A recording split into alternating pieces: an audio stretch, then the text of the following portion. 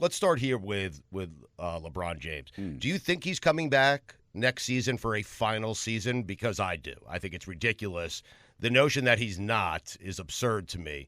I think LeBron wants to have kind of that farewell tour, go to all the cities, get his gifts, get his flowers, and he'll end it that way. Not only does he deserve that, is he going to get that, but seeing how Chris Paul had to retire now Sad, yeah. makes him probably think, I better get the best sort of retirement, montage at every single place that I go and get amazing gifts and get the respect that I deserve for being the greatest of all time in this sport.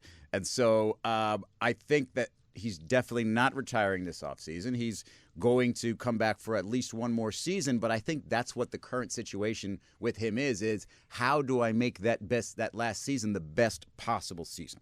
Right. So if I'm asking you, Stugotz, like, does it really interest you that much? If LeBron James says, hey, next week he says, hey, I'm going to retire at the end of this year, or if he says, no, I'm just going to keep playing and I'm not going to announce my retirement yet, what about that would intrigue you? How would LeBron James have to announce that he's going to retire to make it interesting for you? The Lakers have said they would love to have LeBron back next season. Mm-hmm. So they're on the record as saying that. I don't want to see him in a Lakers jersey. No, okay. For his final season. So it would intrigue you more so for him to be in a different uniform than him be with the Lakers. What if I told you the Lakers were saying, you know what? We're going to do our best to create a super team. Right. Even if it's like long-term, not great for our franchise, but short-term, good for us. We're going to do that to try to give you one last season where everything is still on the table in terms of stakes. I'm more intrigued than I was a moment ago. I don't want to see him going back to Cleveland. Been there, done that. Well, he started there. He went back there. He won them a title. He owes them nothing. Mm-hmm. I'd like to see him. If you're asking me for peak interest, I would like LeBron to go to the team he has flirted with his entire career, and that would be the New York Knicks. The Knicks? Yes. Wow. Well, because if you believe the Knicks are kind of like a cagey vet, and that's what LeBron is at this point, right? A cagey vet away from perhaps winning an NBA title. Can you imagine in LeBron's final year, he is part of something, right, that delivers New York City a championship they have been waiting forever for. That would be the way to go out. It would. It would be a great way to go out. It would be. You've got the little bit of a New York slant, right? I do. Because you're from there. Slight Knicks bias, fan. yes. And so I think for different parts of his career, yes, I think that would be the great place to put him, but not the last year. Because the level of tension, like you're talking about what? How many years? 50 years since the last Knicks championship? Or was it 7? So you're talking a long time, 40-something years. Yes. That is more than he needs in terms of the pressure for his last season. Because then you're not enjoying. There's pressure, there are expectations, and you're not enjoying your final year. You're basically back to 2010 LeBron. Right. It's like, I have to do this or everybody's going to think I'm terrible. Yes, but you have a chance. You have a real chance in that city, on that team, that organization of tacking on a title that would feel like winning 2 or 3. I mean, seriously. It would still intrigue me, yes. Right. That would be one of those that would intrigue me. But I get what you're saying with the pressure part. That makes sense. So that's the reason why I think outside of – I do think Cleveland would be interesting because it's pressure-free, because it's an entirely different group. It's the same owner, which I guess a lot of people would just be like, you really don't need to win another one for that guy after what he did to you in 2010. But I still think that is wildly intriguing. If he can get 2 for Cleveland, I mean, that's like – how many is that in your personal record book? It's still 2. It's still 2? Okay. Yes. If he stays with the Lakers and they vow to create a championship contender around him. That's hard to do. That's my reasoning as to why I don't like that, because I just don't believe they're going to be able to do it. Right? And so if you're asking me what is the most intriguing way for him to go out, man, go team up with Steph Curry. Go do the old heads thing. Have that farewell tour not just be, hey, we could win a championship, or, hey, this is fun to watch every single night.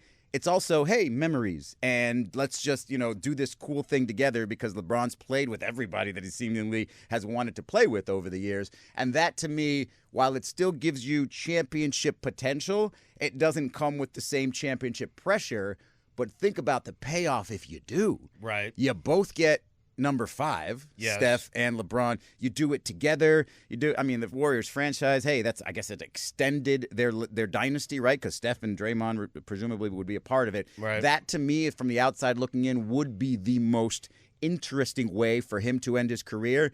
Then I'm 1,000% on the retirement tour. I'm looking at Steph and how he's reacting to it because, he's on board with everything that just makes the NBA a better, thing to watch, or better product to watch. To me, that's the way for him to go out. And it's also consistent with he's not one fan base's guy. He has made lives better in Cleveland, in Miami, in LA, and now he's going to go to Northern California and do the same. Right. How about New York, though? How about make my life better? I hear you. Yes. But how about New York? So you don't think the pressure? I understand what you're saying about the pressure. It makes sense. I get it. You want to enjoy that final season, which people would laugh at. They would say, "Hey, if you're going to play for a title. Who cares about the pressure? That's your problem, LeBron." Michael Jordan didn't cave in to the easy path. He took the hard path. Except for that year and a half. Yeah. Where he took off. And he still has 8 championships in my personal record book, by the way. Because if he didn't take those years off, Olajuwon never wins 2. Olajuwon has none. Jordan has 8, by the way. No-lose situation for Yes, Michael Jordan. My personal record book, wherever you buy your books. Go get it right now. But don't you think playing, just merely, first off, you're helping Steph get the 5, right? I think most people believe that LeBron, historically, when we look back at this, we'll say he was a better player, right? If you're doing top 5s, however you want to list them. LeBron had a better career, more impactful career than Steph Curry, even though Steph had a great career and certainly had an impactful career. But LeBron is then helping a guy get to 5. He has 5. Steph has 5. Each other. Yeah, Steph still has time. LeBron does not. But you go to New York, you're not helping anyone. And if you win, listen, if you lose at your last year, you retire, you ride off into the sunset, you're one of the 5 to 10 greatest players to ever live, okay? But if you win, I might put him ahead of Jordan. And that has to mean something to LeBron James. Well, it meant something to Shaq. It probably is going to mean something to LeBron James if you're not on the list. The other reason I like him moving from L.A. to Golden State is because I feel like the best way for Golden State to do that is a sign and trade, and Jimmy Butler gets sent to the Lakers. Why are you doing it? I don't know why. I don't know why. Why are you escorting him out with your finger? You're kicking him out like you're kicking him out of glass. Like, what is happening here? What did Jimmy Buckets do to you? Nothing personal, I swear. I do think there's pressure by playing with Golden State is. Different kind. Well, it's adopted. Yeah, but it's an organization that is used to winning championships. The Knicks are not. There's only upside with the Knicks. But there's more familiarity there. He's played for Steve Kerr in the Olympics. He's played with Steph Curry.